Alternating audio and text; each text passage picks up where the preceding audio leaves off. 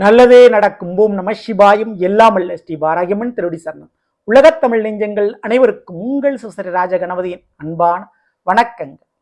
இன்றைய பதிவில் கும்பராசியில் பிறந்த நண்பர்களே, ஆழம் தெரியாமல் காலை விடாதுன்னு சொல்லுவாங்க. ஆனா அப்படிப்பட்ட ஒரு விஷயத்த குரு பகவானே உங்களை இறக்கி விட போகிறார். ஆழம் தெரியாத கிணத்துல உங்களை இறக்கி விட போறாரு குருவினுடைய அதிசார வக்ர பயிற்சியின் மூலமாக. அதனால நீங்க சேர்த்து வச்ச பணம், சொத்து, உங்களுடைய நேரம், கடனுக்கு போக போகுது, கடமைக்கு தீரப்போகுது, இறுக்கி பிடிக்க வேண்டியது வரவையும் உறவையும். ஸோ இன்றைய பதில் அதை பற்றி தான் பார்க்க போறோம். எடுத்தவனே கெட்டதா அப்படின்னு நினைச்சு பயப்பட வேண்டாம். மாபெரும் ஒரு நல்ல விஷயம் நடைபெற போகுது. பதிவை ஃபுல்லா பாருங்க. மேலும் நம்ம சேனல்ல ஏற்கனவே சனி வக்ர பயிற்சி பலன்கள் பதிவிட்டாச்சு. பார்க்காதவங்க சேனலை பாருங்க. மேலும் நான் டிஸ்கஷன் லிங்க் தரேன், ப்ரெஸ் பண்ணி பார்த்து பயனடைஞ்சுங்க. மறக்காம நம்ம சேனலை சப்ஸ்கிரைப் பண்ணிட்டு கூட தர பெல்லைக்கான ப்ரெஸ் பண்ணிட்டு பக்கத்தில் ஒரு ஆளுன்ற தவறாமல் செட் பண்ணிச்சுங்க. நான் பதிவிடக்கூடிய அடுத்தடுத்த பதிவுகள் உங்களுக்கு உடனுக்குடன் நோட்டிபிகேஷனாக வந்து சேரும். கும்பராசியில் பிறந்த நண்பர்களே, கும்பராசி. இந்த கும்பராசியில 2025 ராகு பகவானும் 7ஆம் வீடான சிம்ம ராசியில் கேது பகவான் அமர்ந்திருக்கிறார்கள். ஸோ ஒரு பக்கம் 7.5 சனி இருக்குது, குடும்ப சனியாக சனிவான் 2ல் மீனராசியில் இருக்கிறார். அது ஒரு பக்கம் இருந்தாலும் ராகு உங்களுடைய கும்பராசியை முழு ஆக்கிரமிப்பு பண்ணிட்டார். ராகு ஜென்மத்தில் இருந்தால் பயணம் கண்டிப்பா இருக்கு, டிராவல் இருக்குது, அடிக்கடி அலைச்சல் இருக்குது, திடீர் இடமாற்றம், வீடு மாற்றம், வேலை மாற்றம், உறவுகள் மாற்றம், இப்படி ஏதாவது ஒரு மாற்றத்தை ராகு செய்வார். அதே போல் பணம் கொடுக்கல் வாங்கல் ரொட்டேஷன் சொல்லுவோம், அது அதிகமான முறையில் இருக்கும். வேலை தொழில் அதிகமான முறையில் பயணம் இருக்கும், டிராவல் இருக்கும். சரி, இப்படிப்பட்ட ஒரு காலகட்டத்தில் குரு பகவான் உங்களுடைய கும்பத்திற்கு 5ஆம் வீடான மிதுனத்தில் அமர்ந்திருக்கக்கூடியவர் அக்டோபர் மாதம் 18ஆம் தேதி அப்படியே அதிசாரமா பயிற்சி அடைஞ்சு கடகராசிக்கு போகிறார். கடகத்தில் போய் உச்சமடைய போறாரு. இது நிலையான பயிற்சி அப்படின்னு கேட்டால் இல்லை, இது அதிசாரம் தான். அடுத்த வருஷம் தான் முழுமையான பயிற்சி இருக்கும். இடையில என்னங்க அப்படின்னு கேட்டால் இது ஒரு ட்ரையல்னு நம்ம சொல்லிக்கலாம், ஒரு முன்னோட்டம் அப்படின்னு நம்ம சொல்லிக்கலாம். ஆனால் மிக மிக முக்கியமானது. ஏன்னா இந்த தடவை குருவான் கொடுக்கக்கூடிய பலன் தான் அடுத்த வருடத்தை தீர்மானிக்கும். ஸோ அப்படி அதிசாரமா அக்டோபர் 18ஆம் தேதி போகக்கூடியவர் அங்கேயே இருந்துடுறாரு. அங்க நவம்பர் மாதம் 18ஆம் தேதி வக்ரம் அடைகிறாரு. வக்ரம்னா பின்னோக்கி நகல ஆரம்பிக்கிறார். மீண்டும் பின்னோக்கி நகர்ந்து மிதுன ராசிக்கே வந்துடுறாரு. மிதுன ராசியில் அதே வக்ரகதியில இருந்து அடுத்த வருடம் மார்ச் மாதம் 18ஆம் தேதி வக்ர நிவர்த்தி அடைகிறார். ஆக மொத்தம் அக்டோபர்ல இருந்து ஆரம்பிச்சு அடுத்த வருஷம் மார்ச் வர இவர் அதிசாரம், வக்ரம், வக்ர பயிற்சி இந்த 3 நிலைப்பாடுகளையும் கடகராசிக்கு போயிட்டு ரிட்டர்ன் மிதுன ராசிக்கு வர்றாரு. ஸோ இந்த ஒரு நிலைப்பாடுகள்ல குரு பகவானே கொஞ்சம் குழம்பி போய் தான் இருப்பார். ஸோ உங்களுக்கு பலன் எப்படி இருக்கும் அப்படின்னா, முதல்ல குரு யாரு உங்களுக்கு? உங்களுடைய கும்பராசிக்கு 11ஆம் வீடு தனுசுக்கும் 2ஆம் வீடு மீனத்துக்கு அதிபதியாக இருக்கக்கூடியவர். 2ல் இருக்கக்கூடிய, அதாவது மீனத்தில் இருக்கக்கூடிய சனிவான் வக்ரமா இருக்கிறாரு. இப்போ அப்போ 2ல் இருக்கக்கூடிய சனிவான் கெடுதல் பண்ண முடியாது. எதுக்கு பண்ண முடியாது? குடும்பத்துக்கு பண்ண முடியாது, கையில் வச்சிருக்க பணத்துக்கு பண்ண முடியாது. ஆனா 2க்குரியவன் 6ஆம் வீடான கடகத்தில் அதிசாரமாக உச்சமடைந்து வக்ரம் அடைப்பார். 11க்குரியவனும் உயிரம் அடைப்பார். அப்போ முதல்ல ஒரு விஷயம் என்ன நடக்குன்னா, நீங்க இது நாள் வரை சேர்த்து வச்ச பணம் கடனாக அல்லது கடமைக்காக போகுது. என்னங்க எப்படி சொல்றீங்க அப்படின்னா, ஆமாங்க, உங்க குடும்பத்தில் உங்களுடைய பிள்ளைகளுக்கோ உங்களுக்கோ உங்க கூட பிறந்தவங்களுக்கோ கல்யாணம்ன்ற ஒரு சுபகாரியம் நடக்க போகுது. கடமை தீருதுன்னு நான் சொன்னேன், கடமைக்கு காசு பணம் போய் சேருதுன்னு சொன்னேன். அப்போ குடும்ப விசேஷம் கண்டிப்பா நடைபெறும். குருவினுடைய அதிசார பயிற்சியால் அது ஒரு முடிவுக்கு வரும். இப்போ நீங்க இன்னும் திருமணம் ஆகாம இருக்கீங்கன்னா திருமணம் டக்குன்னு கைகூடி வரும். என்னங்க குரு பலன் இல்லை, குரு 6ல் போய் மறைஞ்சா எப்படிங்க திருமணம் நடக்கும் அப்படின்னு நீங்க கேட்கலாம். ஜென்மத்தில் இருக்கக்கூடியவன் ராகு, அதை மறந்துடாதீங்க. அந்த ராகுக்கு குரு பார்வை மிதுனத்தில் இருந்தபோது கிடைச்சிக்கிட்டு இருந்துச்சு. இப்போ குருவான் 6ல் போய் உச்சம் அடைகிறார். அப்போ குடும்பத்தில் சுபகாரியம் கண்டிப்பா நடக்கும். அதுல இருந்தா மாற்று கருத்து. ஏன்னா அதிசார பக்ரம். மேலும் உங்களுடைய பிள்ளைகள் வழியில சில நன்மை காரியம் நடக்கும். பிள்ளைகளுக்காக ஒரு சொத்து பத்து வாங்கி கொடுக்கறது, உங்க பிள்ளைகளுக்கு ஒரு திருமணம் ஒன்றை நடத்தி முடிக்கிறது போன்ற சுபகாரியங்கள் செய்யுங்க. அதுக்கு கொஞ்சம் பணம் காசு செலவாகும். அல்லது திருமண காரியத்திற்காகவே கடன் வாங்கக்கூடிய சூழல் உருவாகும். ஓகேங்களா? அதே போல கார், வண்டி வாகனம் வாங்குறது அல்லது நகை வாங்குறது, கோல்டு வாங்குறது போன்ற விசேஷங்கள் நடைபெறும். ஸோ கண்டிப்பா அதுக்கெல்லாம் யோகங்கள் உண்டு. 11க்குரியவனும் அதே போல 6ல் போய் மறைகிறாரு, அதுவும் உச்சம் மறைகிறாரு. அப்போ வரக்கூடிய லாப பணமும் உங்களுக்கு அப்படித்தான் போய் விழக்கூடிய வாய்ப்புகள் இங்கே உண்டு. ஓகேங்களா?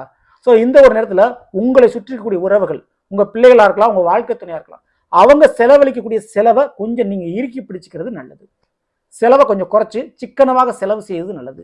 அத்தியாவசிய தேவைக்கு மட்டும் செலவு செய்யறது நல்லது. ஆற்றில் போட்டாலும் அளந்து போடணும்னு சொல்லுவாங்க. ஆனா அகங்காரத்தால், கோவத்தால், ஈகோவால், கௌரவத்தால் நீங்க காசு பணத்தை போட்டீங்கன்னா இழப்பு உங்களுக்கு தான்.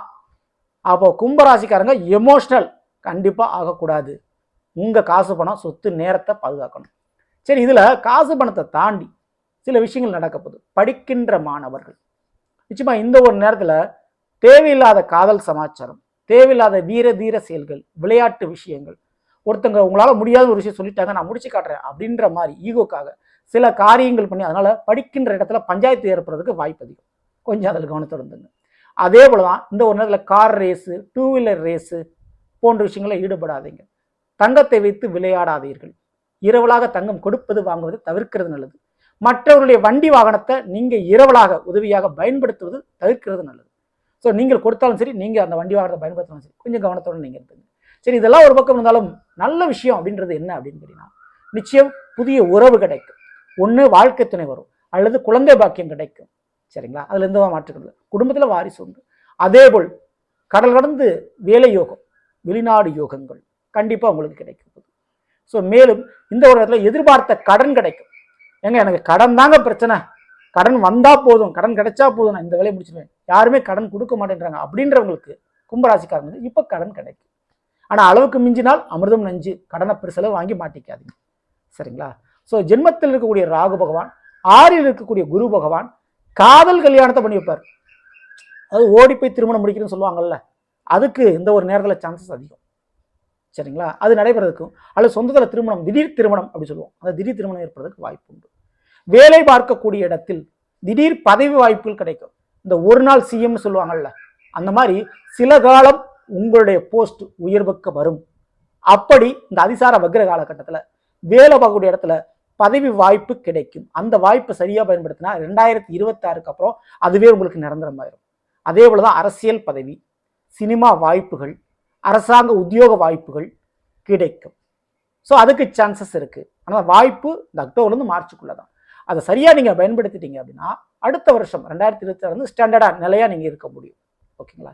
ஸோ மேலும் இந்த குருவான் 11க்குரியவர் நான் சொல்லியிருந்தேன்.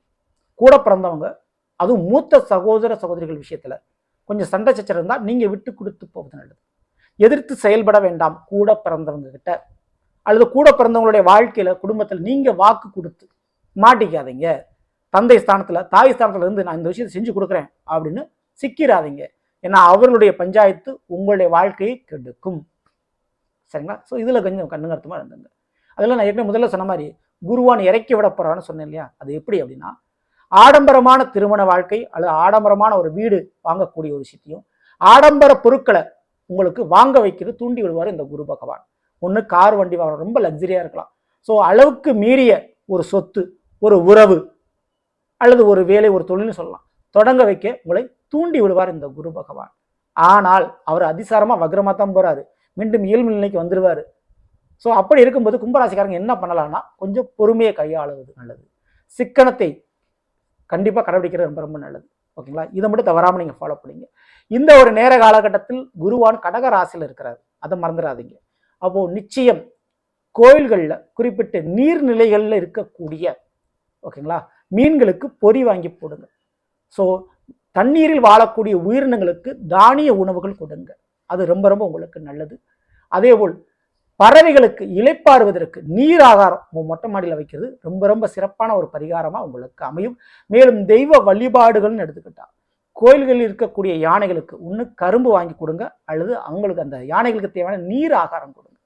ஸோ இது மிகப்பெரிய அளவு புண்ணியமாக உங்களுக்கு வழுக்கும். குறிப்பிட்டு நந்தீஸ்வர பகவானுடைய வழிபாடுகள்ல, பிரதோஷ வழிபாடுகள்ல மிக முக்கியமாக பன்னீர் அபிஷேகம், அதாவது கங்காஜல அபிஷேகம் போன்றவற்றில் கைகிருத்துல கலந்துக்குங்க. அதுக்கு நீங்க உபயோகம் பண்ணுங்க. அது பெரிதளவு உங்களுக்கு பணம் செல்வத்தை ஈட்டு கொடுக்கும். உறவுகள் ரீதியான சங்கடங்களை மாற்றி அமைக்கும். தவறாம அதை நீங்க பண்ணிக்கோங்க.